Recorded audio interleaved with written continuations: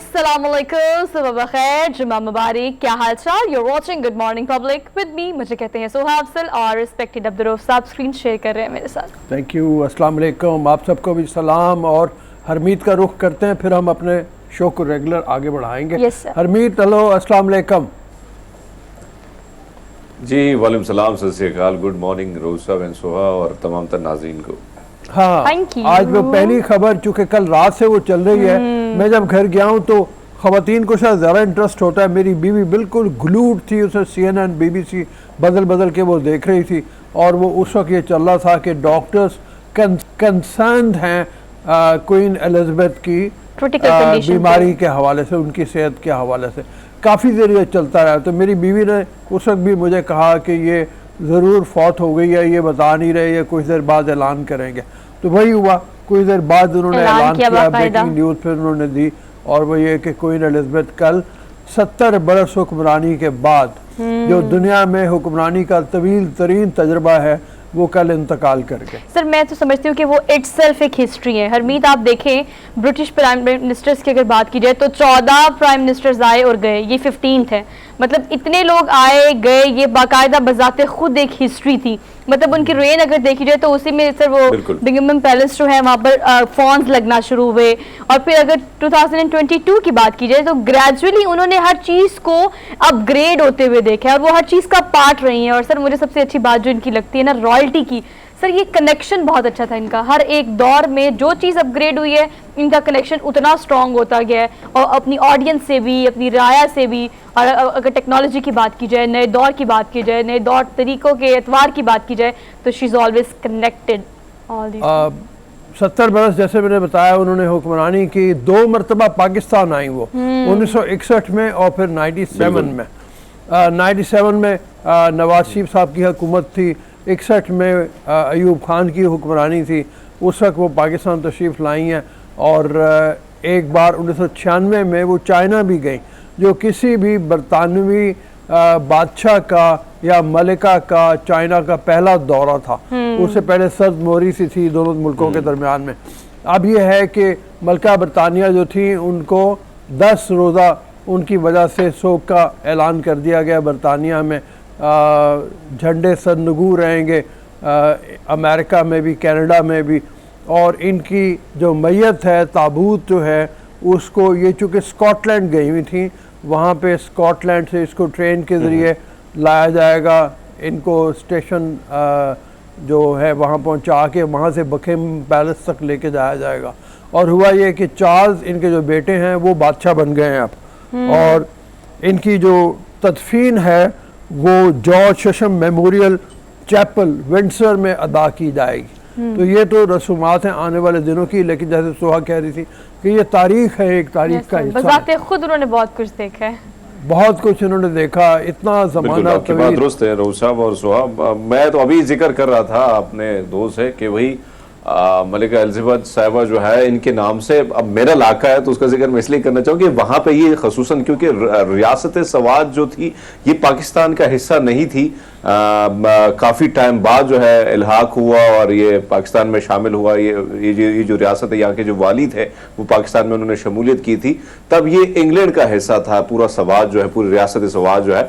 तो ये वहाँ आई थी और गालिबन जिस तरह आपने जिक्र किया रूस साहब के आयूब साहब का दौर था, तो वहां पे एक चावल जो है वो ये उसका बीज अपने साथ लाई थी, उसको बेगम चावल के नाम से बड़े मशहूर हैं। आज भी वहां पे बहुत मीठे किस्म के हैं, अगर आप स्वाद का चक्कर आपका लगता है तो वो चावल जरूर छकिएगा, वो बड़े मजे के होते हैं। तो वो चावल ये अपने साथ लाई थी, वो सिर्फ और सिर्फ सवात के इलाकों में वो उगता है और वहाँ ही ज्यादा उसका इस्तेमाल भी है। तो आपकी बात दुरुस्त है कि 2 दफा ये आई, नवाज शरीफ साहब की हुकूमत जब थी तब भी आई, और बेनज़ीर भुट्टो साहबा उस वक्त अपोजिशन लीडर थी, उनके साथ बड़ी गर्मजोशी के साथ इनकी मुलाकात हुई थी और बहुत अप्रिशिएट किया था उन्होंने बेनज़ीर भुट्टो साहबा को।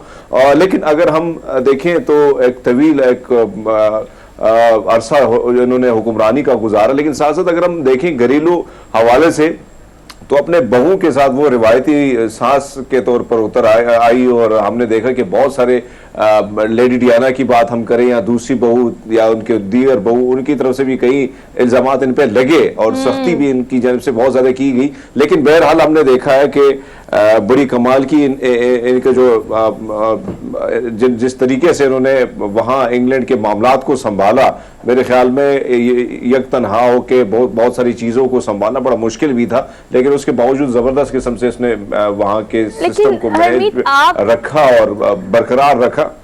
अच्छा, आप ये शादी की बात करें सर, मुझे याद है कि अगर हम ओवरऑल सिनेरियो में देखें तो लेटेस्ट अपडेट में हम हैरी की शादी देख लेते हैं, और इसके अलावा अगर हम पीछे देखें तो प्रिंस जो भी बर्मिंघम पैलेस के रहे हैं सर, बहुत सारी ऐसी चीज़ें रही हैं जो कि तारीख का या रॉयल फैमिली का हिस्सा नहीं थे, मतलब डाइवोर्सी खातून से शादी करना। उसके बाद अगर हम प्रिंस हैरी की बात करें तो उन्होंने जब उन्होंने शादी की तो ऑब्वियसली वो एक इंडस्ट्री की खातून थी, और बहुत सारे ऐसे ट्रेंड्स जो कि रॉयल फैमिली में हमने नहीं देखे, इनके दौर में वो सारे आए। लेकिन येस, आपकी बात बिल्कुल ठीक है कि अंदर ये छमगोइयां भी हो रही थी कि अल्टीमेटली सास सास होती है। वो बरतानिया की अगर हो मलिका एलिजाबेथ 2 या फिर अगर स्टार प्लस का कोई ड्रामा हो तो सास सास होती है। लेकिन तो बहुत सारी बातें लास्ट में जो सामने आई थी उस पर हमें भी काफ़ी मायूसी हुई थी। लेकिन और एक एरा है जो ख़त्म हुआ है कल, और इस वक्त बरतानिया में सर शदीद लोग इस वक्त गम में हैं, तकलीफ़ में हैं, क्योंकि एक बहुत ज़बरदस्त एक रॉयल फैमिली की वो मेजेस्टी और वो एक स्टैचू जो हमेशा बुलंद रहा है और बड़े तरीके से अपने आप को उन्होंने कैरी किया, एक ऑरा जो लेकर वो हर जगह जाती थी, उनकी सोच और उनकी पर्सनालिटी सर वो दोबारा नहीं आ सकती। ठीक है, हम चलते हैं अपने रेगुलर प्रोग्राम की तरफ चलते हैं। हमने आज बात बहुत सी और भी करनी थी, लेकिन वो आगे हमारा सेगमेंट होगा जो इमरान को कल कहा गया है कि 15 दिन के बाद उनको चार्जशीट किया जाएगा कि तौहीन अदालत हुई है या नहीं हुई। इमरान को 12 मौका दिया गया, लेकिन उन्होंने माफ़ी नहीं मांगी, जिसकी बुनियाद के ऊपर कल हमने देखा कि अदालत जो है वो बरहम नज़र आई। 5 रुकनी बेंच था, उस पर जो कमेंट्स आए वो कमेंट्स इस तरह के थे कि जिससे उनको महसूस हुआ कि मुतमईन नहीं हुए। इमरान खासे मायूस नज़र आ रहे थे अदालत के अंदर, वो बोलना भी चाह रहे थे लेकिन उनको इजाज़त नहीं मिली। खैर ये करेंगे आगे चल के, हम डिटेल में करेंगे सर इसको हम अपने पॉलिटिकल पर्सपेक्टिव में। सर एक और बात इस बात के साथ ऐड कर दूं कि इस सारे सिनेरियो में इमरान खान साहब ने ये भी कहा है कि अगर मैं जेल चला जाऊंगा, जिसकी कोशिश हुकूमत बहुत ज़्यादा कर रही है, तो मैं ज़्यादा ख़तरनाक हो जाऊँगा। एक और ऐसी स्टेटमेंट जो कहीं समझ नहीं आती, लेकिन हम इसके बारे में भी डिटेल में बात करेंगे। इसके अलावा सर हम आपको आज काफ़ी अर्से बाद एक ट्रेलर दिखाएंगे हम अपने शो में, और वो जी सर हाँ, ये जो इमरान खान साहब की साबिक अहलिया जमाइमा खान है, उनकी बीवी ने फिल्म प्रोड्यूस की है और बड़ा इसको अप्रिशिएट किया जा रहा है। What love got to do with it. Yes इसके अलावा खाने पीने की कुछ बात करेंगे अपने रनडाउन में। हम करेंगे फूड्स एंड फ्रेंड्स, घरेलू खातन के ख्वाबों को हकीकत में बदलने वाला वाहिद ऐसा इदारा। इस इदारे में आप कैसे खाना सीख सकते हैं, कैसे पार्टिसिपेट कर सकते हैं, क्या क्या कंपटीशन होते हैं। ख़वातीन जो घर बैठ के सुबह सुबह हमें देख रही है उनके लिए इंटरेस्टिंग सा सेगमेंट होगा जो कि गुड मॉर्निंग पब्लिक का हिस्सा होगा। इसके अलावा सर क्या डार्क यानी स्याह चॉकलेट वाकई आपकी सेहत के लिए मुफीद है? कहा तो जाता है, और बच्चे चॉकलेट बहुत शौक से खाते हैं, ख़वातीन चॉकलेट बहुत शौक से खाती हैं, लेकिन जो ब्लैक चॉकलेट है इसका क्या क्राइटेरिया है, इस पर हम डिटेल में बात करेंगे आज के प्रोग्राम में। इसके अलावा सर एक और सिंगर हैं, वो आज हमारे गुड मॉर्निंग पब्लिक के मेहमान होंगे, उनका इंट्रोडक्शन और उनसे मुलाकात आपकी बात में कराएंगे। Let's talk about daily dose of Friday. So daily dose की पेशावर से है और मज़ेदार सी खबरें हैं जो हम आपके लिए ढूंढ कर लेकर आते हैं। सो पहली खबर है पेशावर का सर ऐसा घुड़सवार जो घुड़सवार नहीं है, वो शादी पे भी जाएगा, वो खाना लेने भी जाएगा, वो सब्जी लेने भी जाएगा, वो आपसे मिलने भी आएगा, तो वो घोड़े भी आएगा सर। कमाल है, क्या ही उसका शौक है ना। मतलब उसने पहले से उसको पता था कि पेट्रोल महंगा होने जा रहा है तो मैं घोड़ा रख लूं। सही है। कैसे परमीत आप इमेजिन करें, आप इस्लामाबाद की सड़कों घोड़े की आदत डाल दूं अपने पर। आप मेरी बात सुने, इमेजिन करें अरमीत घोड़े पे ऑफिस आए, कैसा लगेगा? और वैसे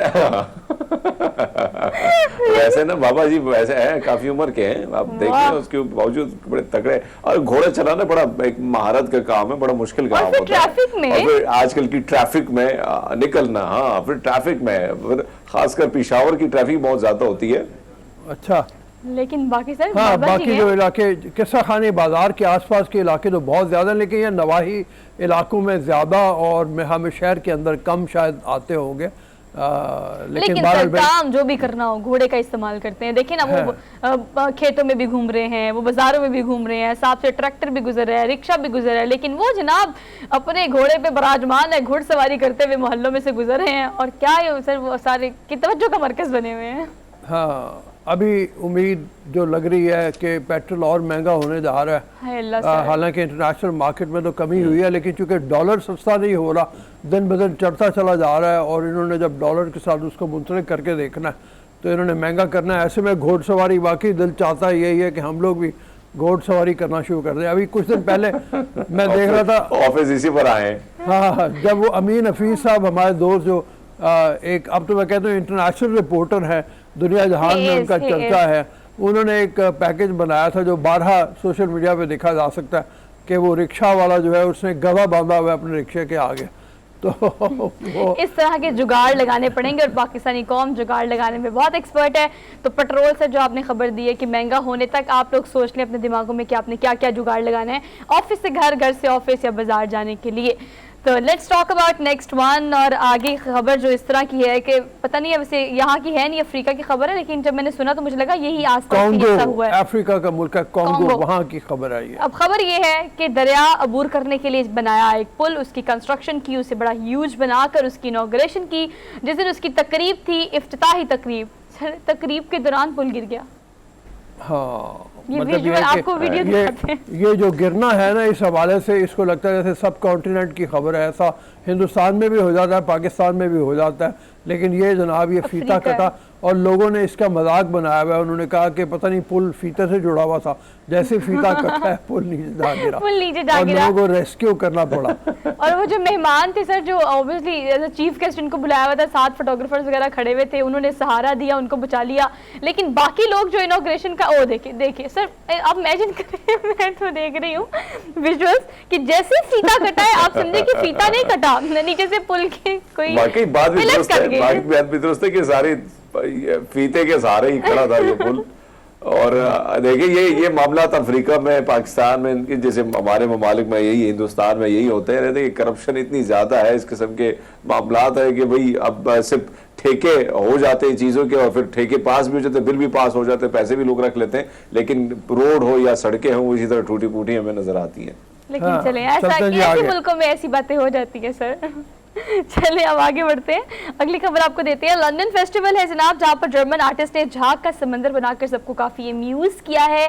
बच्चे बड़े काफ़ी खुश हुए हैं सर। खाना और जो पानी है उससे मुख्तलिफ कलर्स इन्होंने बनाए और बनाकर फेस्टिवल में काफ़ी इन्होंने ना अपना ट्रेंड सेट किया, लोग बड़ी तादाद में उनको देखने के लिए वहाँ पर पहुँचे। ये भी विजुअल देख के ज़्यादा मज़ा आएगा, मतलब ऐसे खबर में शायद हम ना समझा पाएँ, लेकिन ये देखो झाग को उन्होंने मुख्तलिफ तरह से इस्तेमाल किया है और वो बच्चे बड़े महसूस हुए झाग के वाकई कलर्स देख के, हमें बड़ा मजा आ रहा है। सर देखिए पता है एक्चुअली उन्होंने क्या किया, उन्होंने बेसिकली पानी और खाने के जो रंग होते हैं ना वो इसमें शामिल किए हैं क्योंकि फेस्टिवल था। हाँ, तो ताकि ऐसा केमिकल कोई ना हो जो नुकसान पहुंचाए। बहाना सा समंदर के अंदर उन्होंने।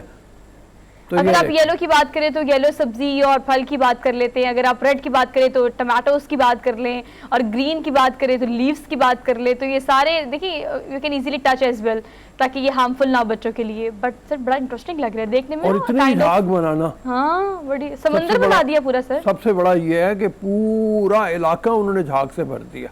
Look at this. हाँ, बच्चे घुस गए और झाग भी बड़ी मजबूत लग रही है। मजबूत लग रही है, वरना आप हाथ रखो या पाँव रखो तो झाग हो जाती है।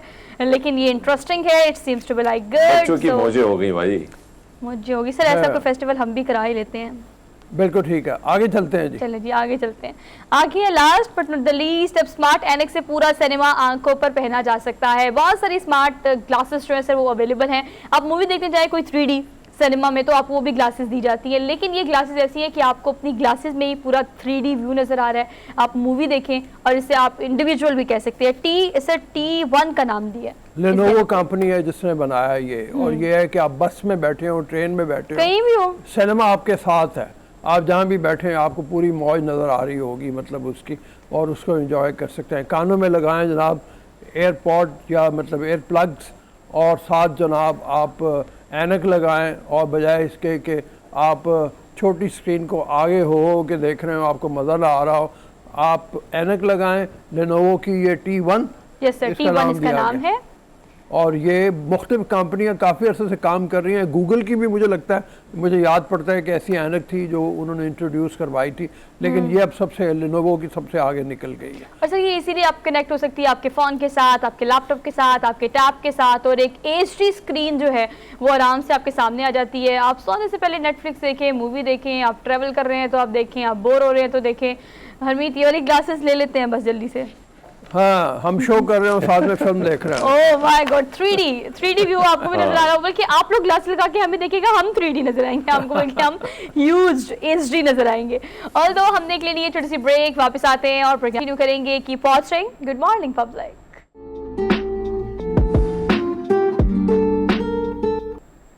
अस्सलाम वालेकुम नवाज जी। ब्रेक के बाद इमरान खान की तरफ से ज़ेबा चौधरी मैजिस्ट्रेट जो हैं, एडिशनल जज जो हैं, उनके ख़िलाफ़ बयान देने पर कल तौहीन अदालत केस का जो मुकदमा था उसमें अदालत ने ये फ़ैसला सुनाया। अतर मिनल्ला साहब की सरबराही में 5 रुकनी बेंच था जिसने ये फ़ैसला सुनाया कि इमरान खान ने जो जवाबात दिए हैं उसमें माफ़ी नहीं मांगी और उनके जवाबात तसल्ली बख्श नहीं हैं। हम ये जानते हैं कि इमरान को काफ़ी मौका दिया गया। एक हफ़्ता पहले जब उन्होंने अपने अल्फाज वापस लेने की बात की, उस वक्त भी अदालत ने उनको ये कहा कि आप ज़रा थोड़ा सा गौर करें और ये देखें कि क्या ये आपका जवाब सेटिस्फैक्ट्री है या नहीं है, और इसमें तब्दीली करके लिख के लाएँ। इमरान ने फिर भी ये किया कि अपने वकला के ज़रिए जो बयान दाखिल करवाया उसमें अफसोस का लफ्ज़ इस्तेमाल किया, मुझे अफसोस है, लेकिन माफ़ी नहीं मांगी। तो उसके ऊपर खासा क्रिटिसिज्म हुआ और अब 22 सितंबर को उनको चार्जशीट किया जाएगा उनके ऊपर, बल्कि 22 सितंबर को तौहीन अदालत की फ़र्द जुर्म आयद की जाएगी। इस हवाले से बात करते हैं, ये क्या अब हो सकता है रिज़ल्ट, इसका फ़ैसला किस तरफ का आ सकता है। अब्दुल सत्तार साहब सीनियर एनालिस्ट हैं हमारे साथ मौजूद। अब्दुल सत्तार अस्सलाम वालेकुम।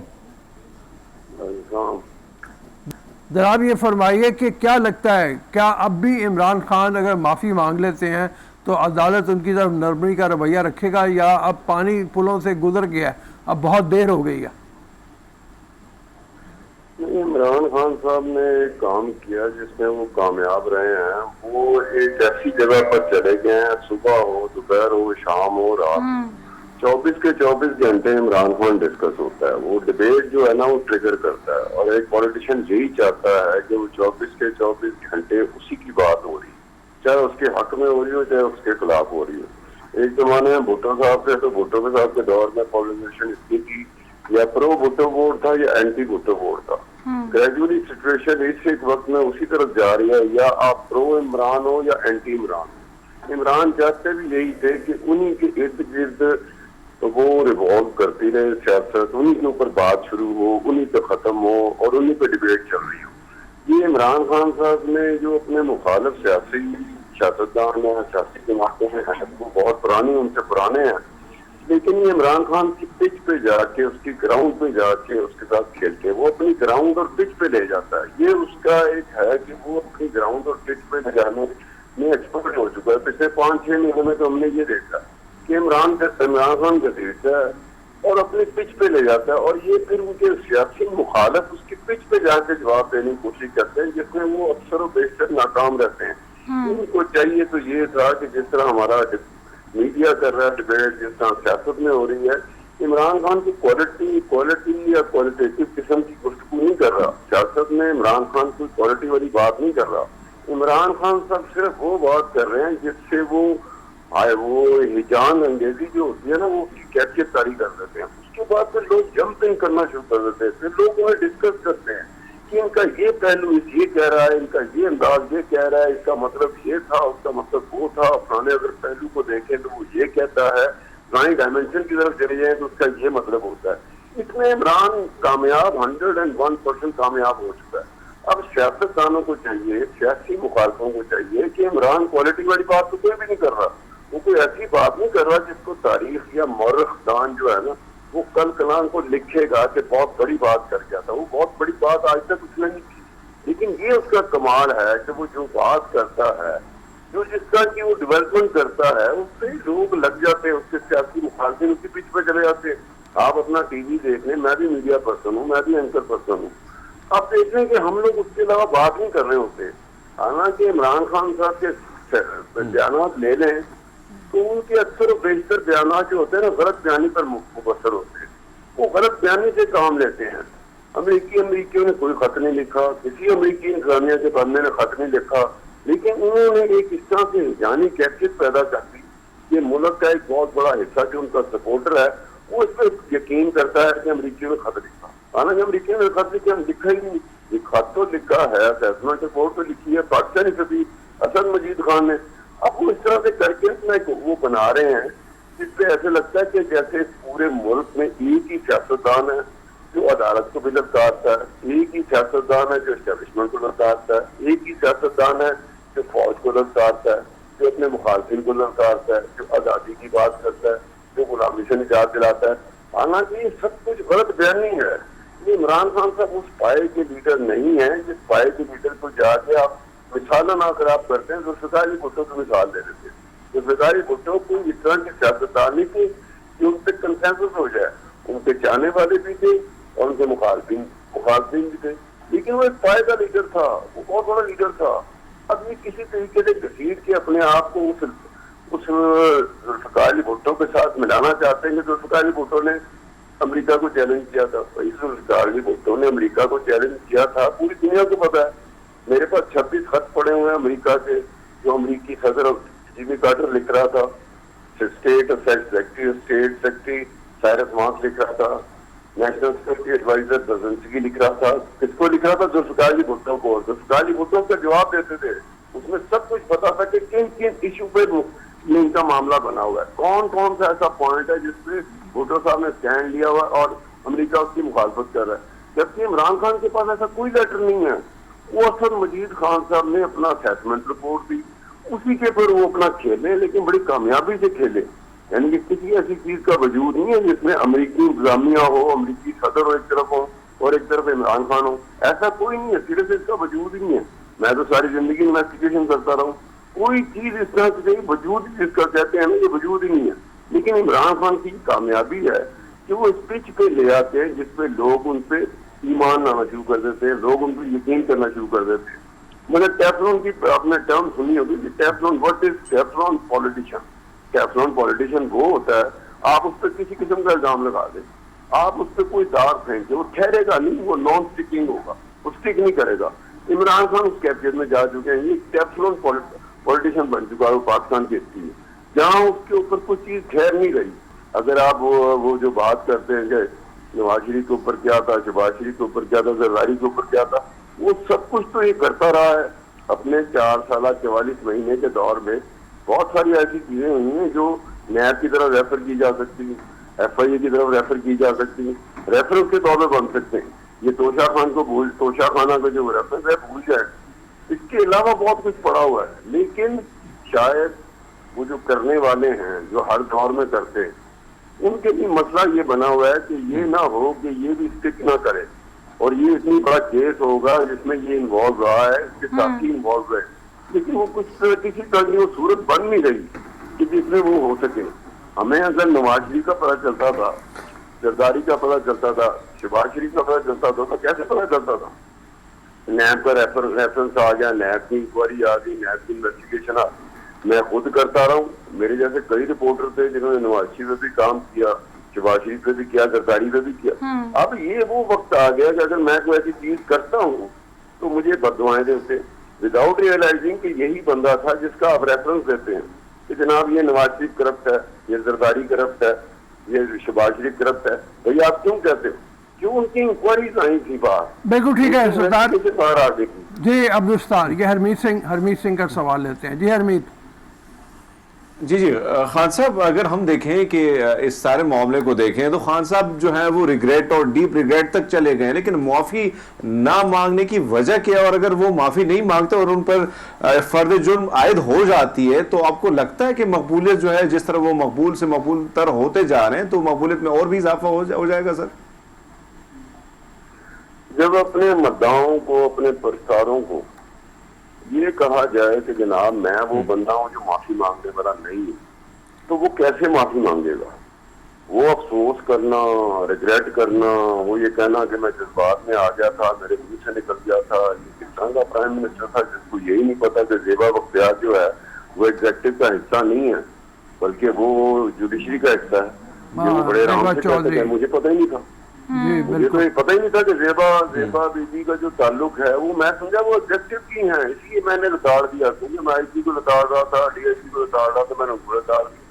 ये इमरान खान साहब हर एक चीज को जानते हैं, ये समझदार हैं। इनको अगर कोई बेवकूफ कहता है तो मैं समझता हूँ वो खुद बेवकूफ है। उन्हें पता है वो क्या कर रहे हैं, एक एक चीज का उन्हें पता है वो क्या कर रहे हैं और आने वाले वक्तों में उन्होंने क्या करना है ये भी उनको पता है। जो उनकी पूरी प्लानिंग है वो स्ट्रेटेजी के साथ चल रहे हैं। वो ऐसा नहीं है कि वो अचानक कोई सियासतदान है वो किसी गुबार में आ जाता है, किसी उठान में आ जाता है, वो कोई गुबार उठान में कोई बात कर देता है। इमरान खान साहब ऐसा नहीं कर रहे हैं, वो बकायदा प्रॉपर तरीके से उन्हें पता है खेलना आता है। उन्हें बिल्कुल खूबसूरत तरीके से पता है कि मुझे लोग इकट्ठे करने आते हैं, मैं क्राउड पुलर हूँ, मैं क्रिस्मेटिक पर्सनैलिटी हूँ, मेरे इर्द गिर्द लोग इकट्ठे होना चाहते हैं। मैं किसी से हाथ मिलाऊं ना मिलाऊं, किसी से बात करूं ना करूं, लेकिन लोग मेरे चाहने वाले हैं। ये बात फैक्ट है कि वाकई उनकी तरफ लोग खींचते हैं। और क्रिस्मेटिक पर्सनैलिटी रहा है, वो एक जमाने में क्रिकेटर रहा है, उसके पीछे तो दुनिया जहाँ जहाँ क्रिकेट होती थी वहां पे लोग इकट्ठे होते थे, उसकी तरफ जाना चाहते थे। ये उन्हें पता है। ये बाकी हमारे सियासतदानों में करिश्मा कोई नहीं है, चाहे वो नवाज शरीफ साहब हो या शहबाज शरीफ साहब हो या जरदारी साहब हो या कोई और हो।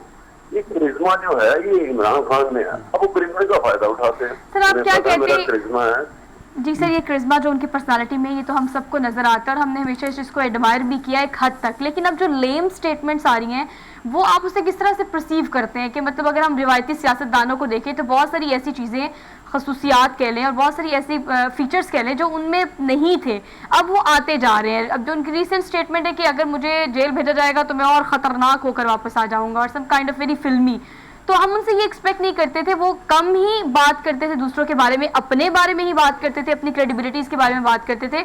अभी जो जाना, अदालत जाना, इंटरेक्शन करना, इस तरह की स्टेटमेंट्स देना, ये रिवायती सियासतदानों वाली चीज़ें नहीं होती जा रही?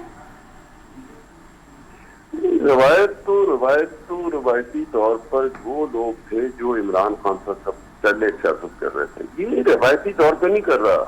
अच्छा। अगर फौज को ललकारना हो तो नवाज शरीफ साहब जिस तरह ललकारते थे या मरियम नवाज ललकारती थी या मुस्लिम लीग नून के लोग ललकारते थे, ये जो फौज को जिस तरीके से इमरान खान ललकार रहे हैं ये तो कुछ डिफरेंट है। ये तो ऐसे जैसे उनके साथ खेला जा रहा है और वो कहीं परेशान से हो गए होंगे। मुझे नहीं पता वो परेशान हुए हैं कि नहीं हुए, मेरी कोई इन्फॉर्मेशन इतनी नहीं है, लेकिन अंदाज इमरान खान का ये है कि वो इस तरह से खेलते जैसे कोई मजाक से नहीं होता।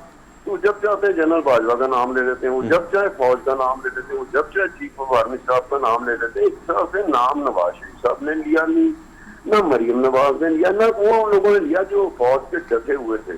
फौज का डटे होना एक्चुअल चीज होती है कि मैं कहता हूँ कि यार इसकी वजह से मुझे तकलीफ पहुंची। अब ये साहब जो हैं और इनमें रवायती तौर पर जो आप कहते हैं कि रवायती बात है, तो नवाज शरीफ साहब जब भी फौज को ललकारते थे तो जब वो प्राइम मिनिस्टर होते थे, हुकूमत में होते थे, इक़्तिदार उनके पास होता था, तब ललकारते थे। ये इमरान खान जब इक़्तिदार से बाहर हुए, इनको निकाला गया, तब इन्होंने फौज को ललकारा। या तो ये जब इक़्तिदार में थे, जब ये खुद हुक्मरान थे, उस वक्त ये फौज को ललकारते, उस वक्त अमेरिका को ललकारते, तो हमें पता चलता है कि वाकई भी इसका स्टेक पे बहुत कुछ है, ये ललकार रहा है। अब स्टेक पे कुछ नहीं है, इक़्तिदार से बाहर निकाल दिए गए, तो निकाल दिए गए या निकले हैं, उसका छोड़े पूछ बैठ को एक तरफ रखें, लेकिन इक़्तिदार में नहीं है। इक़्तिदार में ना रहते हुए आप फौज को ललकारना शुरू कर दे, आप अमेरिका को ललकारना शुरू कर दे। तो रवायती तौर पर जो पहले सियासतदान थे, जो करीबी सियासतदान जिसको हम मुवाजना कर सकते हैं, वो नवाज शरीफ साहब थे।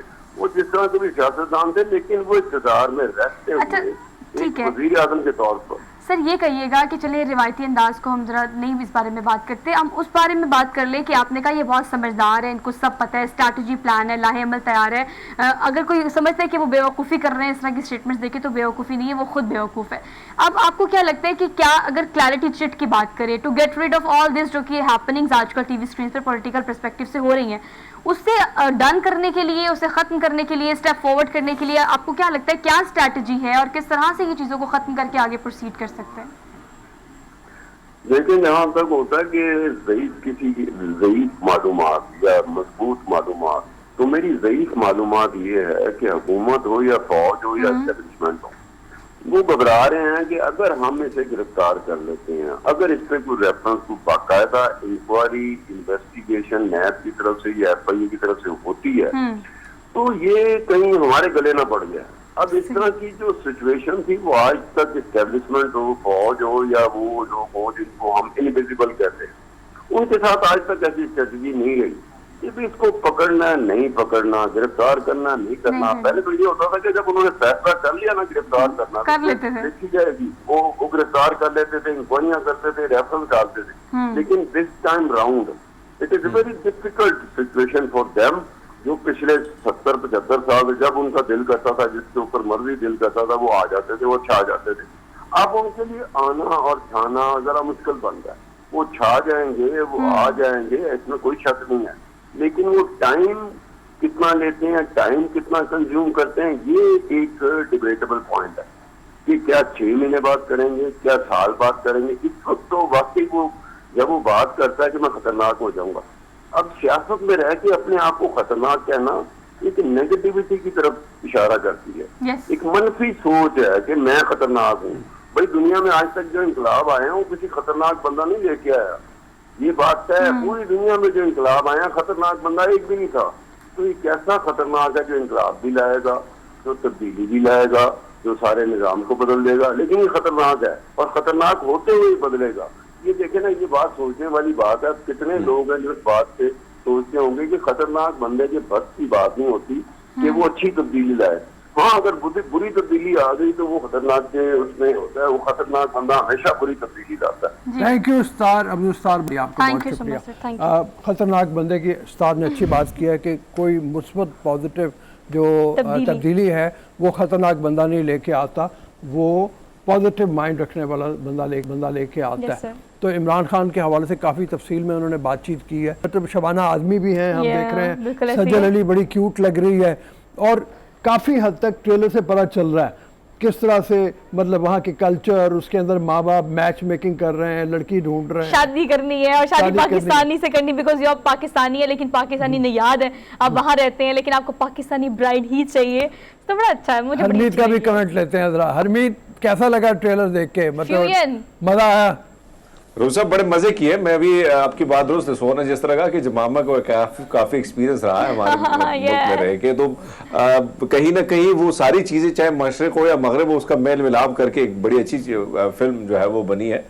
और बड़े मजे की है कि आप वहाँ के फिर वो रीत रिवाज, क्योंकि वहाँ पे बहुत सारे जो हमारे देसी होते हैं जिनको देसी कहा जाता है, जब बाहर चले जाते हैं तो देसियों का अपना एक टच होता है। अंग्रेजों के मुल्क में रह के भी अपना एक अपने जो रीत रिवाज हैं उसको बरकरार रखा जाता है। तो बड़े मजे की, मुझे बड़े अच्छा लगा। आपकी बात भी दुरुस्त है कि शबाना आज़मी जैसी अदाकारा, फिर पाकिस्तान से लिए गए अदाकार, तो होगी भी फिल्म। वो अच्छी बात है, इम्तिसाज बड़ा अच्छा लगेगा। शेखर कपूर का नाम भी मैं देख रहा था, मैं डायरेक्टर के तौर पे जो बड़े हॉलीवुड के बॉलीवुड के बड़े डायरेक्टर मासूम, उनकी फिल्म मुझे अभी तक याद है। क्या नाम है? बिल्कुल इंशाल्लाह be super duper hit because Pakistani representative इसमें है। So best of luck from our side. आप ट्रेलर देखिए और मूवी भी जरूर देखिए। छोटी सी ब्रेक लेनी है, वापस आते हैं। Keep watching good morning public.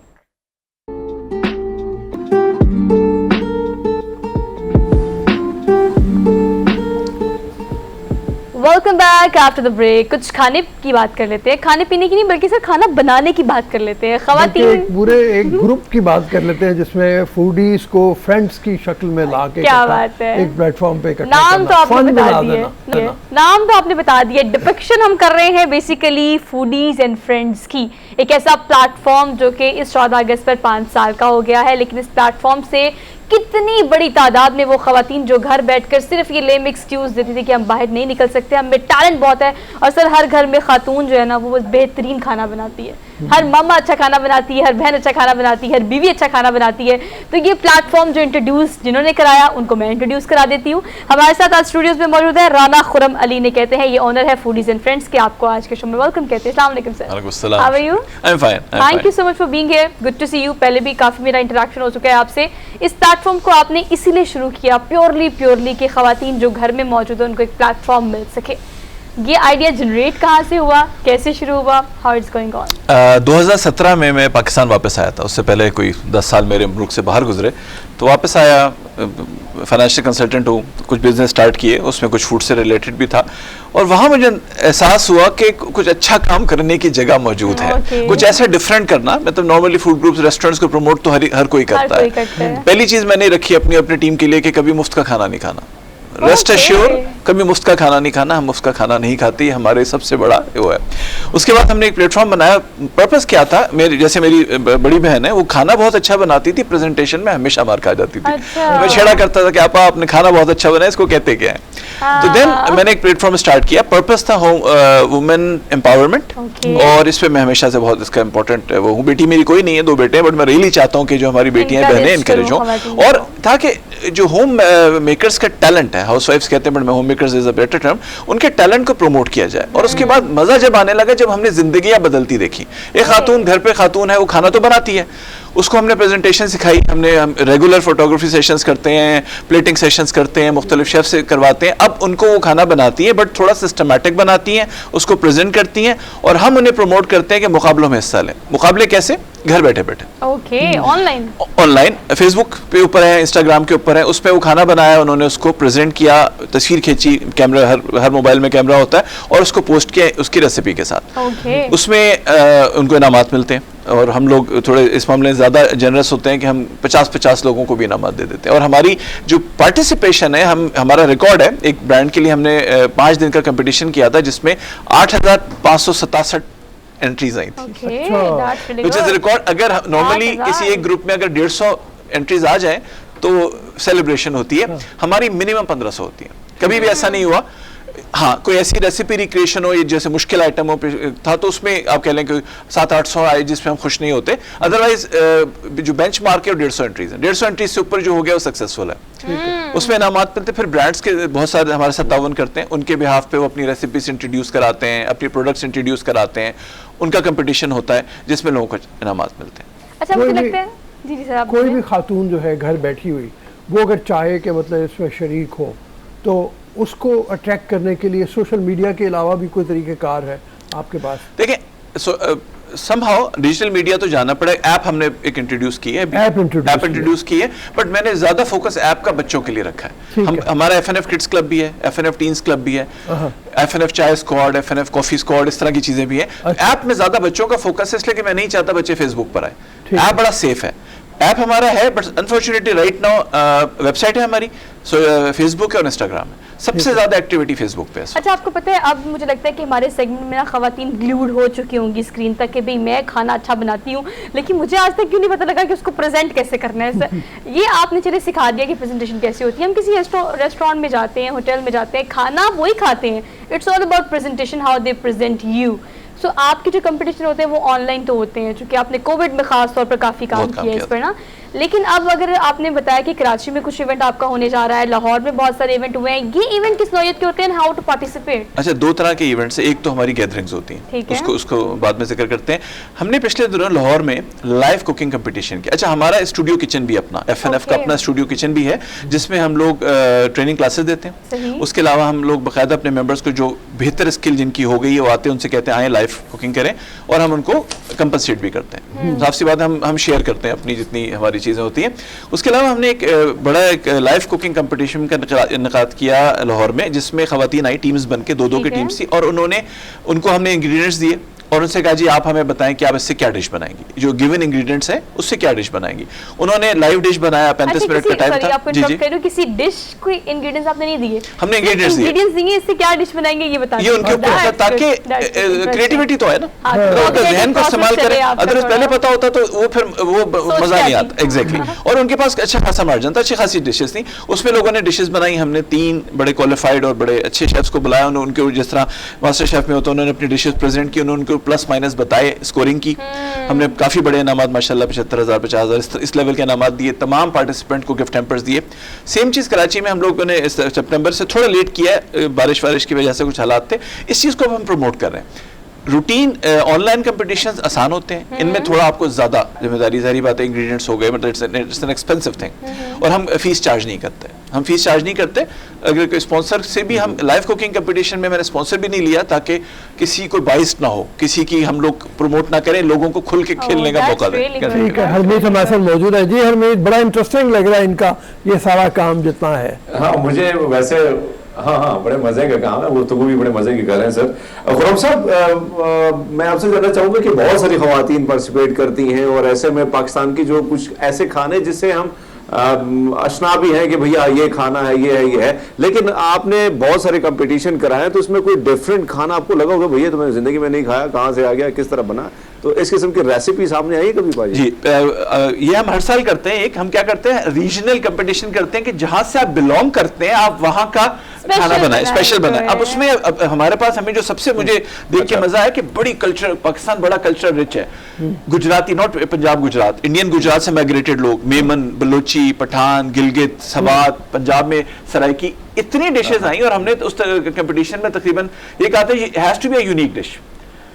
उसमें इतनी रेसिपीज हमारे पास आई, और ऐसी ऐसी ट्रेडिशनल डिशेस जो दादी परदादी की उससे दिलों में आ रही थी ना, लोगों ने उनको शेयर किया, और बड़ी टिप्स मिली, ट्रिक्स मिली करने के लिए। हमारा जैसे कल्चरल तो बहुत रिच है, हम लोग इंडियन कल्चर ज्यादा मशहूर है, बट हमारा भी इक्वली रिच है, अगर कम नहीं तो ज्यादा नहीं तो इक्वली रिच है। उसके बाद हमने एक कंपटीशन किया जी, दुनिया में आप छोड़ दें अपने कल्चर को, दुनिया की कोई यूनिक डिश बनाए, तो किसी ने जापानीज डिश बनाई, किसी ने जो कॉन्टिनेंटल तो एक जर्नल नाम है, किसी ने इटालियन बनाई, किसी ने फ्रेंच बनाई। इस तरह के कंपटीशन भी हम करते रहते हैं, और रेसिपीज निकल के सामने आती हैं। और उसके बाद अब आजकल हम एक रेगुलर सेगमेंट है कि कुछ मेंबर्स हैं जो ज्यादा आप कह लें कि स्किल लेवल बढ़ चुका है, तो यूनिक डिशेस देते हैं। अब हमने वो जिस तरह की एक मलाई खाजा, कराची की बड़ी मशहूर मिठाई है, इट्स अ वेरी टिपिकल, तो उसका लाइव सेशन करवाया और लोगों ने लाइन लगा दी। तो अब वो चीज है जी। तो सिर्फ ये बताएं कि let's talk something about like जो आप प्लान करना चाह रहे हैं, जो बड़ा ज्यादा बड़ा हो सकता है। ऑब्वियसली आप 5 साल से इस प्लेटफॉर्म को रन कर रहे हो, अब तो बहुत मेच्योर हो चुका है बच्चा ना, जिसको आपने शुरू किया और आपने इसको पैम्पर किया। लेकिन अगर आप मास्टर शेफ का आपने कहीं हल्का सा जिक्र किया अंदर, अगर हम ऐसा प्लेटफॉर्म लॉन्च करते हैं, अभी तो आप टीवी स्क्रीन पर आ गए हैं, लोगों से शेयर कर रहे हैं, लेकिन बाकायदा इसका एक शो भी किया जा सकता है to master chef of Pakistan और something like, have you plan something about ace chef के नाम से एक ब्रांड टर्किश कोलैबोरेशन से मैं लेकर आया था फरवरी 2020 में। अनफॉर्चुनेटली अगले महीने उसके कोविड आ गया था, और they want a physical institute. ठीक है, वो उतना ही, मतलब मास्टर शेफ तो बहुत बड़ा हो गया, सेकेंडली जाली मास्टर शेफ बहुत सारे आ चुके हैं, हर मास्टर क्लास, मास्टर शेफ, इस तरह के बड़ी जाली काम आ चुके हैं। तो इस शेफ के नाम से हम लाए थे ताकि कुछ डिफरेंट हो, हम कॉपी नहीं हो। अब कोविड अल्लाह के शुक्र चीजें होंगी, तो we are working on a physical institute, उसका हम प्रोग्राम भी कर सकते हैं इंशाल्लाह, प्लान भी यही है। और इस वक्त मेरा फोकस क्या है, इस वक्त मेरा फोकस ज्यादा है कि खवातीन इससे अर्निंग की रिस्क कमाएं। क्यों? इसलिए कि देखिए हालात बड़े, और जो जिस तरफ जा रहे हैं मुल्क के हालात, मतलब कोई मेरे क्या तवज्जो दिलाऊं, इस वक्त वो दौर आ रहे हैं जिसमें हर एक को कमाना पड़ेगा, आबादी बहुत बड़ी है हमारी, तो हम इस वक्त फोकस कर रहे हैं, हम प्रमोट करते हैं लोगों को क्या है थोड़ा कमाए। एक पहली बात है कि एक्सपेक्टेशन ठीक रखे, मैं फाइनेंशियल कंसल्टेंट तो हमेशा इस चीज को कहता हूँ, एक्सपेक्टेशन ठीक रखें ताकि फेलियर मत हो, ताकि दिल मत दुखे, दिल मत टूटे। उसमें मेरा बहुत ज्यादा फोकस है कि लोगों को इस चीज पे लाओ कि जी अर्न करें इस चीज से जो आपकी स्किल है। अच्छा, नाउ द क्वेश्चन इज, जो मुझे लगता है कि जो व्यूअर्स हमें देख रहे हैं स्क्रीन के उस तरफ, उनके दिमाग में आ रहा होगा, खासतौर पे खवातीन की, how to earn from foodies and friends. Okay, मैं बताता हूँ। देखिए, दो तरीके। पहली बात, कंपटीशंस जो है, और कंपटीशन में बड़े साइजेबल गिफ्ट्स मिलते हैं, मतलब जैसे मैंने बताया फ्रिज भी मिल जाते हैं, ओवन्स भी मिल जाते हैं, एयर फ्रायर तो मैंने मेरे ख्याल में कोई 400 तो बांट दिए होंगे इनाम के तौर पे। तो कंपटीशन में हिस्सा लें, हेल्दी कंपटीशन में अपना बेस्ट दें और जीतें। दूसरी चीज़, अगर आपकी कोई स्किल लेवल, इस चीज़ को हमने बड़ा प्रमोट आजकल कर रहे हैं, अगर आपकी कोई यूनिक स्किल है जिसमें आप समझते हैं, खातून ने मुझे कॉन्टेक्ट किया जी मैं 4 मिनट में 14 रोटियां बना सकते हैं। अच्छा, सही, तो आज मेरी रिकॉर्डिंग है, शामिल कर लेंगे। अच्छा, हमने कहा जी बनाएं, आए आके बनाएं, और अगर आपने वाकई बना लिया, आप देखो, आप सेट करें और हमें लगेगा कि वाकई ये यूनिक है, हम आपको मौका देंगे, लाइव FNF पर आए and we will pay you. हम आपको, आई एम नॉट सेइंग कि फॉर्चून पे करेंगे, बट हम आपको अप्रिसिएशन टोकन देंगे और आपकी स्किल को दिखाएंगे ताकि दूसरे लोग प्रमोट। अब किसी ने, बहुत सारे लोगों ने कहा, किसी ने जी मैं प्याज आंखें बंद करके काट सकती हूँ, मैंने कहा नहीं जी, रिस्क वाला काम ना करें, लॉजिकल काम करें, इस चीज से कर सकते हैं। दूसरी बात ये, अगर आपकी वाकई स्किल लेवल है, आपका इतना अच्छा स्किल लेवल है कि आपकी यूनिक, जैसे भी बात हुई कि जी यूनिक रेसिपीज है, तो आप आके प्रमोट करें, हम उनका लाइव सेशन करवाते हैं या उनका यूट्यूब के लिए रिकॉर्ड करते हैं सेशन, और हम उनको पे करते हैं। हम 10,000 रुपीज पे करते हैं। मतलब This has to be भी made, बता which is- दिए हाँ, हम साहब ने, ताकि लोगों को क्यों? पता लगे देखिए, कि घर में रोटी बना रहे हैं आप, उससे क्या हम हर्ज है? मिस यूज नहीं करना चाहते। मैं बहुत लोगों को जानता हूँ जो 500,000 रुपए में काम करवाते हैं। जब अल्लाह का शुक्र है, जब हम कमा रहे हैं ना, तो we have to share it. आप शेयर साफ सी करेंगे बात तो है। मजीद और फैलेगा ना। अब जस्ट इमेजिन कि एक साइजेबल अमाउंट दो, जैसे वो कहते हैं ना कि किसी को गनी करो, तो कि एक साइजेबल अमाउंट दो ताकि पता तो चले उसकी वो अपनी फैमिली को कन्विंस करेगी खातून कि जी मैंने ये काम करना है, लाइव आना है, या इंग्रेडिएंट्स 500 1500 1000 रुपए के तो इंग्रेडिएंट्स ही आ जाएंगे। तो हम इतना पे करते हैं ताकि एटलीस्ट उनकी अर्निंग हो। और इससे एक देखा देखी बड़े हो। अभी हमने एक रिसेंटली चीज स्टार्ट की है, एक खातून है लाहौर की, बहुत टैलेंटेड है, अब story telling session FNF kids के लिए Okay. हम उसमें भी पे कर रहे हैं।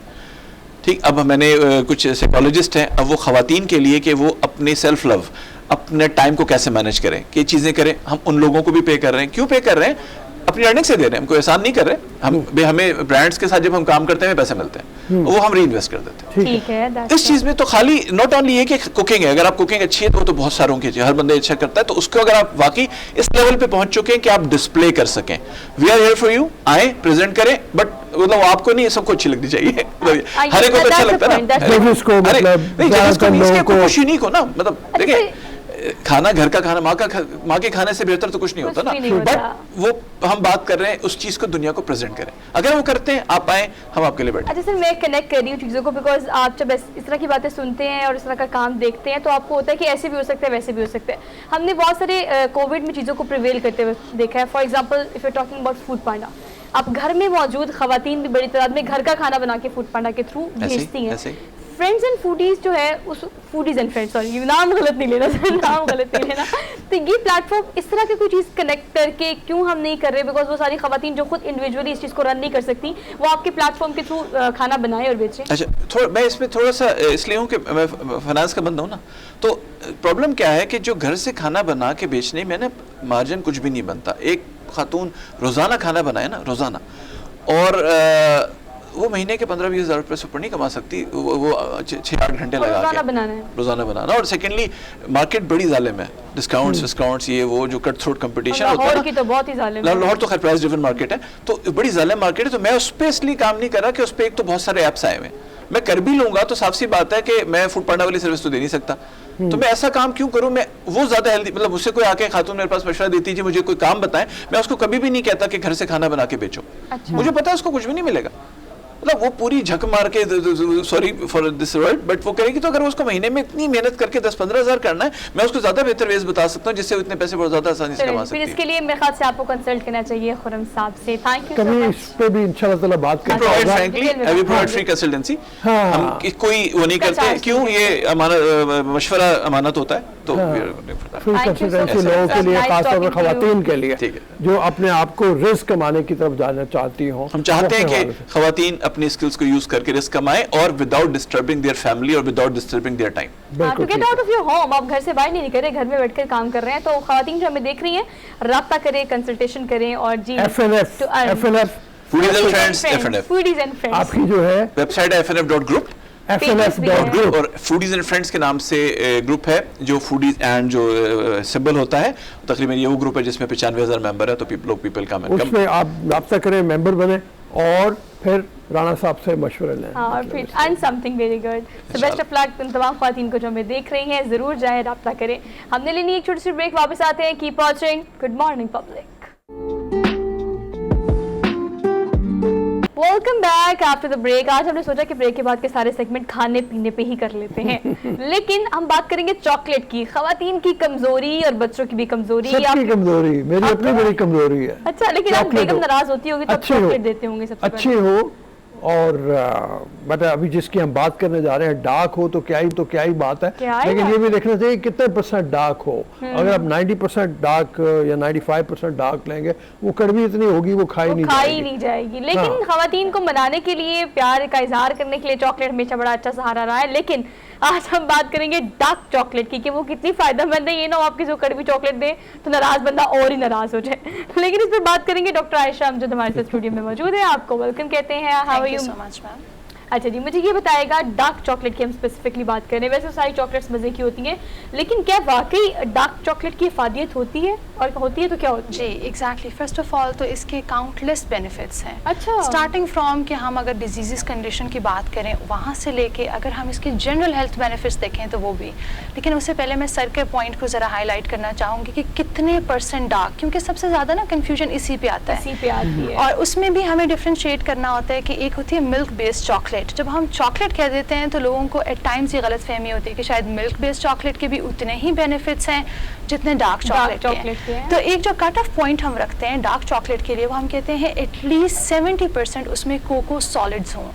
यानी अगर आप मिल्क बेस्ड चॉकलेट की बात करेंगे उसमें हार्डली 15% 20% होते हैं। ओके। जबकि अगर हम डार्क चॉकलेट जो कि मिनिमम क्राइटेरिया है दैट इज 70%, तो इसका मतलब है कि उसमें 70% कोको सॉलिड्स हैं। ये हरमीत की आवाज आई थी, इसके मुंह में पानी आ गया है, मुझे लग रहा है पानी की आवाज आई थी। चॉकलेट, अभी आते हैं हरमीत की तरफ, अभी आते हैं हरमीत की तरफ, थोड़ी सी डॉक्टर साहब से जरा- अच्छा आयशा, मैं डॉक्टर आयशा, हम जी। देखते हैं कि वैसे तो बहुत सारे लोगों को ये ख्याल होता है कि भैया चॉकलेट खाएंगे तो मोटे हो जाएंगे, ये चीज के हवाले से थोड़ा सा बताएं। और बहुत सारी बातें भी की जाती है कि चॉकलेट के जरिए जो है वेट लॉस भी किया जा सकता है। एग्जैक्टली तो वही मैं कौन सी आपको चॉकलेट है कि अब हम खाना शुरू करें कि weight कम हरमीत हो? इधर है, हरमीत से बात करनी है जी आपने, जी इधर जी ये जी देखें। बिल्कुल। अच्छा, उसमें इस तरह से है कि basically dark chocolate no doubt बहुत बेनिफिशियल है, लेकिन जब भी हम न्यूट्रिशन से रिलेटेड किसी भी चीज़ की बात करते हैं तो हम मॉडरेशन पे फोकस करते हैं। यानी आपने किसी भी चीज़ का इस्तेमाल करना है तो एतदाल में रह के करना है। फर्स्ट ऑफ ऑल तो हमने कह दिया कि हमारे लिए बेस्ट ऑप्शन है dark chocolate, but still question आता है कि कितनी डार्क चॉकलेट। अगर फॉर इंस्टेंस हम 1 आउंस भी कंज्यूम करते हैं, यानी दैट इज़ अप्रॉक्सीमेटली 30 ग्राम्स, जो कि अगर आप चॉकलेट बार में देखें तो 1 to 2 स्क्वायर्स के बराबर होता है, तो that is more than enough. क्योंकि बेसिकली इसके अंदर बहुत सारे बायो एक्टिव कंपोनेंट्स हैं। वो बायो एक्टिव कंपोनेंट्स इवन कि अगर आप बहुत स्मॉलर अमाउंट में डेली बेसिस पे भी कंज्यूम करें तो वो आपको बहुत सारी नॉन कम्युनिकेबल डिजीज़ से को प्रिवेंट करने में, उसके रिस्क रिडक्शन के अंदर बेनिफिशियल साबित होते हैं। अच्छा, अगर हम बच्चों की बात करें तो जी, same everything with children as well के? अच्छा, उसके लिए मैं रिकमेंड ये करूँगी कि देखिए फॉर इंस्टेंस जब आप इसकी देखते हैं परसेंटेजेस भी, तो उसके अंदर आपके पास 70% भी होती है, 80% भी होती है और 90% भी। जितनी ज़्यादा परसेंटेज कोको पाउडर की होगी उतनी ज़्यादा no doubt flavonoids, bioactive component ज़्यादा होंगे, बेनिफिशियल, लेकिन स्टिल वो बिटर टेस्ट की होगी। हाँ, तो करनी पॉसिबली जिसने स्टार्ट करनी है उसके लिए वो बड़ा डिस्करेजिंग होगा कि भाई 3 मिनट तो मेरे मुंह का जायका ही ख़राब रहा। फॉर इंस्टेंस इवन के एक बिगिनर लेवल का एडल्ट भी है या इवन के एक बच्चा है, उसको आपने स्टार्ट करवानी है तो स्टार्ट विद 70%, ताकि जब उसको थोड़ी सी हैबिचुअल हो जाए तो फिर आप इसको ग्रेजुअली टेस्ट डेवलप हो जाए ना? Exactly. अच्छा, टेस्ट की हम बात करते हैं, टेस्ट हमारा डेवलप नहीं है। आप मिल्क चॉकलेट की बात करें, मार्केट में एक से बढ़कर एक चॉकलेट है। Exactly. किसी में बिस्किट्स हैं, किसी में नट्स हैं, और किसी में कोई प्लेन चॉकलेट की बात करें, अब वो सारी मिक्स्ड होती है, वो सारी मिल्क चॉकलेट होती है। हमें उनका टेस्ट इसलिए ऐसा लगता है बिकॉज वो मीठी होती है ना। एग्जैक्टली। वो आपके लिए क्या वाकई फायदेमंद है या वो सिर्फ कैविटीज और अच्छा, मिल्क चॉकलेट वही देखें जो मेजर इंग्रेडिएंट है जिसमें जो कि हेल्थ बेनिफिट्स दे रहा है वो कोको पाउडर powder है। अगर उसकी कंसंट्रेशन, उसकी अमाउंट बहुत कम होगी 10% 15%, क्या फायदा तो उसका कोई बेनिफिट। और फायदा नहीं है। सेकेंडली वो बहुत ज़्यादा हाईली प्रोसेस्ड होगा। जो चीज़ जितनी ज़्यादा हाईली प्रोसेस्ड होगी इसका मतलब है कि उसके अंदर जितने भी न्यूट्रिएंट्स हैं, अगर बी विटामिन की बात करें, इसी तरह फ्लेवोनॉइड्स, ये सारे टेम्परेचर सेंसिटिव होते हैं। तो जहाँ भी टेम्परेचर बहुत ज़्यादा हो जाएगा ये डिस्ट्रॉय हो जाएगा। नो डाउट हमें बड़ा मज़े का टेस्ट तो आ रहा है, लेकिन वो चीज़ जहाँ पे हमारी कैलोरी काउंट को इंक्रीज करे वहीं पे वो बहुत बड़ा रीज़न है वेट गेन का, वही बहुत बड़ा रीज़न है इन सारी प्रॉब्लम्स का जो डार्क emerge हो- चॉकलेट केक्स मिल रहे होते हैं, पेस्ट्रियाँ Exactly, मिल रही होती हैं, इनका exactly. भी कोई फायदा ही है, ये भी नुकसानदेह है। एग्जैक्टली अगर तो dark chocolate truly dark chocolate से Quantity बना ज़्यादा है है उसकी। तो फिर, लेकिन अगर वही बात अब है उसमें कि क्रीम भी है, उसमें क्रीम भी है, milk उसमें भी एग्जैक्टली है। पता नहीं क्या क्या कुछ हर है चीज उसमें। उसमें ऐड अप होगी तो हम देखेंगे ऑन द होल फूड की जो कंपोजिशन है उसमें डार्क चॉकलेट कितनी रह गई है। अगर उसकी अमाउंट, जैसे मैंने भी मेंशन किया कि अगर आप बहुत थोड़ा सा पीस पर डे खा लेते हैं, 1 to 2 स्मॉल ब्लॉक्स इसके ले लेते हैं squares, that is more than enough. तो ऐसा नहीं है कि आपको बहुत लार्ज अमाउंट में कंज्यूम करना है, लेकिन जो आपने कंज्यूम करना है वो अमाउंट सही होनी प्योर चाहिए। होनी चाहिए। अच्छा, Exactly. इसकी मिसाल ऐसे है सर, आप खाना पकाते हैं, उसको इतना भूनते हैं, इतना पकाते हैं, इतना Exactly. पकाते हैं कि उसकी अपनी ग़िज़ाइयत खत्म हो जाती है। इस तरह से अगर हम कोको पाउडर की बात करें तो हम उसको सिर्फ मिक्स करते हैं एज अ टेस्ट। Exactly. हालांकि इटसेल्फ आपके कहने का मतलब है कि 70 to 80% आपको वो खानी चाहिए। Exactly. लेकिन द क्वेश्चन इज खाएं कैसे, कड़वी होती है। और मीत आपने डार्क चॉकलेट खाई है कभी? बहुत कड़वी होती है, मिल्क वाली मिक्स आराम से खा लेते हैं। नहीं, मैंने स्विस की चॉकलेट बड़ी फेमस होती है, बड़ी मशहूर होती है, रोज आपने खाई होंगी, बड़े ज्यादा खाई हैं, बड़े मजे की होती है। लेकिन डॉक्टर आयशा, आपसे जानना चाहूंगा कि स्ट्रेस, डिप्रेशन, इसके हवाले से भी कहा जाता है कि भैया चॉकलेट खाएंगे तो डिप्रेशन भाग जाएगा, ऐसा होता है क्या? बिल्कुल बिल्कुल एग्जैक्टली होता है। बेसिकली होता क्या है कि ये जो चॉकलेट है ना, उसके बहुत सारे न्यूरो के भी रिगार्डिंग जो है वो बेनिफिट्स हैं। ये हमारी बॉडी में हैप्पी हार्मोन रिलीज करवाता है, जिसको हम सेरोटोनिन कहते हैं, आपने अक्सर नाम भी सुना होगा। सो बेसिकली जब वो हार्मोन रिलीज होता है ना, तो ये स्पेसिफिकली डार्क चॉकलेट के साथ होता है, ये मैं भी मेंशन कर दूं, क्लियर कर दूं। तो आप काम महसूस करते हो। अगर कोई इंसान बहुत एंग्जाइटी में है तो वो थोड़ा हैप्पी, थोड़ा स्टेबल मूड में आ जाएगा उस टाइम पे। तो ये नो डाउट इसका बड़ा प्रूवन बेनिफिट है, जिस पे बहुत एक्सटेंसिव रिसर्च की गई है। अच्छा चलिए ये बता दें हमें कि हमने अब बड़ों की तो काफ़ी बात कर ली है, चॉकलेट्स की, डार्क की, लेकिन बच्चों को आपको पता है चॉकलेट पसंद है और बहुत पसंद होती है, लेकिन उनको मीठी चॉकलेट पसंद होती है। ग्रेजुअली अगर हमने उनकी हैबिट डेवलप करनी है और उनका टेस्ट डेवलप करना है, तो डार्क चॉकलेट किस किस तरह से खिलाई जा सकती है उनको? अगर आप हेल्थ बेनिफिट्स की बात करें, सिर्फ प्योर फॉर्म में नहीं, बाकी फॉर्म्स में कैसे? वो इतनी चीनी ज्यादा होती है कि वो बल्कि हम मना कर रहे होते हैं हार्मफुल हो कि जाती है। खुदा के लिए चॉकलेट से जान छुड़ाओ, कैविटी हो जाती है, कैविटीज हो जाएंगी, दांत खराब हो जाएंगे। एग्जैक्टली आप फर्स्ट ऑफ ऑल तो इसमें जो रेसिपीज हैं, बहुत मजे मजे की रेसिपीज हमारे पास अवेलेबल होती हैं, उनके अंदर इनकॉर्पोरेट कर सकते हैं। देखिए, अगर something is better than nothing, एक बच्चा जो बिल्कुल ही मिल्क बेस्ड चॉकलेट पे है जो कि उसके लिए नुकसानदेह, उसके बजाय वो चलो किसी चीज़ के अंदर किसी फॉर्म में कंज्यूम कर रहा है, तो ये उसके लिए कुछ हद तक बेनिफिशियल है। सो आप चॉकलेट ड्रिंक्स भी दे सकते हैं, लेकिन मेक श्योर करें कि उसमें बहुत एक्सेसिव अमाउंट में शुगर ना डालें, शक्कर ना डालें, चीनी ना डालें, कि उसके टेस्ट को मास्क कर दिया जाए। फर्दरमोर हमें थोड़ा सा ये भी देखना पड़ेगा कि अगर हम फॉर इंस्टेंस जो डार्क चॉकलेट है उसमें भी थोड़ी सी चीनी डाली जाती है, दैट्स वाई हम कहते हैं कि मॉडरेशन में कंज्यूम करें। अगर आप एक्सेसिव यूज़ करेंगे, even that can lead to weight gain. तो इसीलिए हम उसमें भी कहते हैं कि आपने फोकस ये करना है कि आप मॉडरेशन में कंज्यूम करें, आपको बेनिफिट्स तो हो लेकिन नुकसान ना हो। तो यहाँ पे भी हम यही फोकस करते हैं इसमें कि आप उसको इवन रेसिपीज में इनकॉर्पोरेट कर सकते हैं, लेकिन आपने देखना है कि वो किस तरह की चीज़ के साथ आपके लिए फायदेमंद है। 70% को फोकस करें ज़्यादा, ठीक है। बच्चों के लिए, एडल्ट्स के लिए तो फिर भी हम रिकमेंड करते हैं। मुझे नहीं पता था, मैं वो बीवी मेरी ने कहा चॉकलेट खाने को दिल चाह रहा है, मैं वो 90% वाली ले गया, उससे एक बाइट लेके छोड़ दिया और उसके बाद दोबारा हाथ नहीं लगाया। तो मतलब ये है कि यही पहली कहिएगा उनको कि फायदेमंद है, ये खाएं। 70% बहुत सारे लोग डिस्करेज हो जाते हैं क्योंकि वो जब डार्क चॉकलेट लेने जाते हैं तो वो परसेंटेज को नहीं देख पाते या शायद इंटरप्रेट नहीं कर पाते। एजुकेशन नहीं है ना, देखिए आपको बुलाने का मकसद ये सेगमेंट करने का कि आपको एजुकेट किया जाए कि इतनी परसेंटेज आपके लिए फायदेमंद है और इतनी परसेंटेज आपके लिए नुकसानदेह है। सो डार्क चॉकलेट फायदेमंद है, लेकिन अगर आप 70% क्वांटिटी में रखते हैं तो thank you so much doctor Ayesha for being here, good to see you, और बड़ा मजा आया आपसे बात करके। एक और छोटी सी ब्रेक लेनी है, वापस आते हैं, देखते रहिए गुड मॉर्निंग पब्लिक। जी, welcome to the show after the break.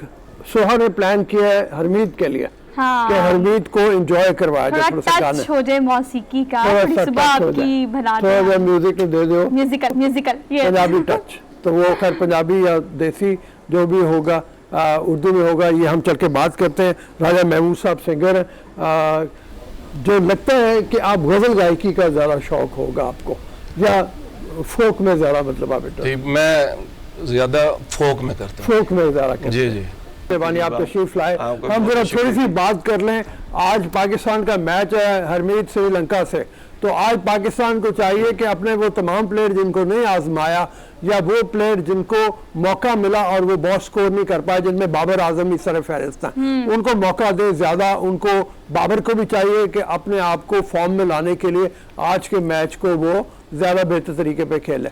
और कल थोड़ा सा ज़रा उसका भी जिक्र कर लें कि कल अफगानिस्तान को जिस मलिया मेट करके रख दिया हिंदुस्तान ने, हिस्टोरिकल मैच था, हिस्टोरिकल मैच, बिल्कुल वन साइडेड मैच हो गया। मतलब ना तो अफगानिस्तान के बॉल 3 साल बाद सेंचुरी बनाने में कामयाब हुए, हाँ 3 साल बाद, और लेकिन क्या इनिंग खेली है उसने।